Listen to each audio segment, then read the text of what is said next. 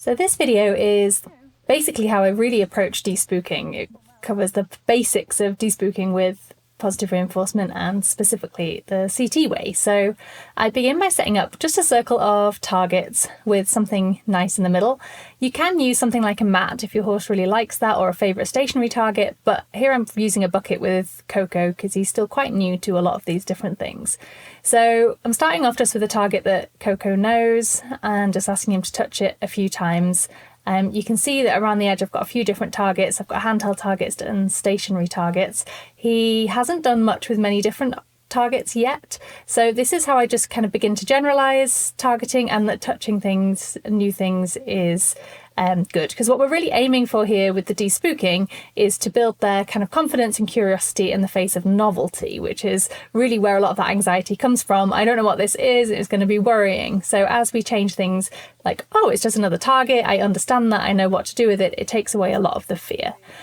So Coco had not had much handling before I started working with him, and he was very, very wary of things. So you're going to see some of this in the videos, but I always begin just nice and easily, and you can see that after we've done a little bit, then he gets a little break at the bucket as well.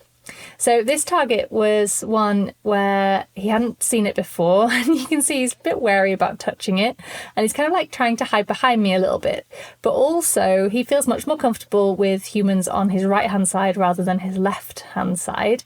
So I think that was maybe part of it as well, and you can see in a second that I made the decision to go back round to the other side. So again, at this stage, what you really want to do is make this positive experience for your horse. This first stage is just setting up the exercise. You've got the circle of targets, you've got the break in the middle, and you go and touch and explore each one. And the exploration is highly rewarded to make sure that your horse is like, oh yeah, let's go up and let's see this next object. Because as we start to replace the objects with things that are a bit spookier, you want them to have that kind of optimism and enthusiasm to go and do it, as well as understanding the exercise. Okay, so it's not the next session with Coco. I think I've done a couple in between, but the next one I'm showing you. So you can see now we've got a few different objects in here, and we started off with his very favourite, well-known juggling club target. And you can see here that he's now feeling much more confident to explore different objects. So this is a squidgy mat, it's a different shape, something completely different, and he's happy to touch it.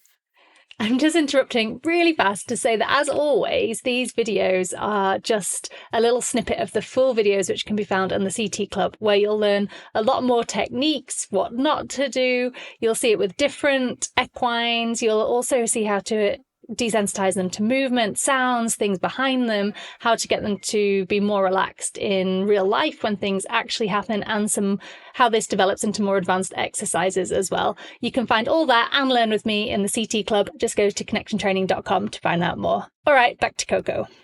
You can really see with the donkeys that they just need some chewing time, and that if I present the target when they're still chewing, they just don't touch it. I have to wait till they're finished, they re-engage with me, and then I present it.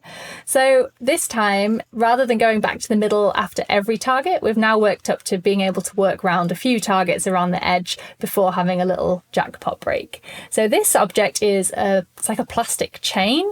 It's obviously much more challenging. It's like long and it moves a lot. It makes a funny noise. And you can see that I'm playing around with jangling it a little bit and then presenting it to him to touch. And he's doing really, really great. So you can start to mix up your targets as your horse progresses. So this is the bottle target, and he's doing really well with this here. You can see just shaking it a little bit before I present it to him.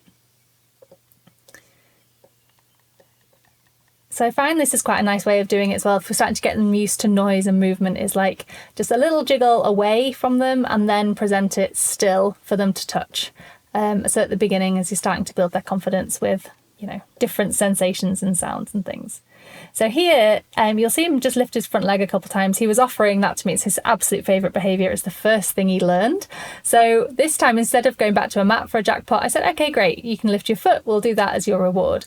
But he started to get very worried about the fly mask while I was doing this, which surprised me because, he must see them all the time. Heather loses them. She's got a sweet itch and she wears them and she's very adept at getting them off. But you can see that he just got very worried about it for some reason.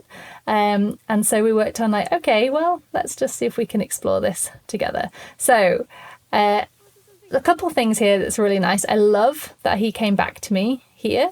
I also love that when I picked it up, he was like, oh, actually, maybe it's not so bad. He's starting to have confidence that when I'm holding things and presenting them to them, they're targets. He understands it. It's going to have a good outcome. It's going to be safe. And this is what I was talking about at the beginning, about them starting to generalize confidence around them.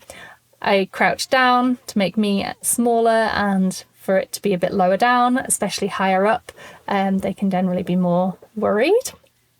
And I also went back to a technique you saw a bit with Rowan, so using a target that he feels more comfortable with, which was the bottle target, which is very, very good, a couple times as well, so that he didn't have to go straight to the fly mask, and then just really encouraging and rewarding him for exploring it. You can see that he's just starting to get really, really confident, inching forwards and not backing off so much, and really starting to build confidence and trust in this process. So it's not the end of the world at all if your horse has a little spook during this, especially if you're working on with a spooky horse, then they might. So here I'm doing a leg lift as an extra reward.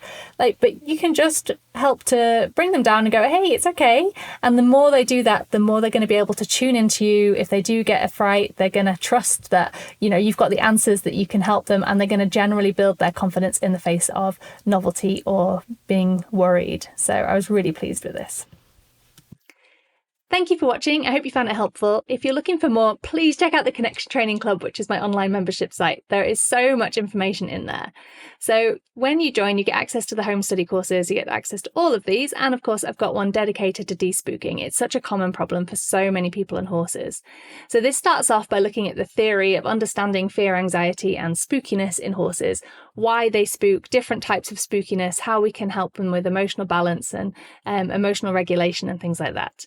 Then we've got lots of step-by-step despooking exercises that you can do, starting progressively and building in the level of challenge as your horse progresses. We've got a lot of despooking techniques that you can really use with positive reinforcement in lots of different situations, that you can really understand how to help your horse build that confidence. We've got a whole module on dealing when your horse, or if and when your horse does actually get startled or frightened and go over threshold. How do you actually deal with that when you've got a horse that's panicking? How do you calm them down? There's a load of ridden despooking exercises, and the last module covers despooking out and about. So hacking out on the trail, at events, things like that, how to build your horse's confidence so they stay nice and calm. So it's pretty comprehensive. So you get access to all of these videos showing so many different horses and riders and humans in different situations. As soon as you join, you get instant access to all of these home study courses, so you can go straight to the videos that you need for your horse. And of course, you get loads of support as well. So we've got the forum, we've got events, you can chat to me directly. We do Zoom calls and we do presentations and we do chats and we do all sorts of different things in there. And of course, we've got support from CT coaches, and you can connect with members as well. So you get everything is in there, all the support and community that you need, and of course, hundreds and hundreds of step-by-step videos. So if you're interested in joining, then we'd love to have you along. Just head over to connectiontraining.com. You can find out more about us there. And if you want to join the club, then just click on Learn CT Online. You'll find all the information on that page there, and you can join the club there as well. So I hope to see you in there.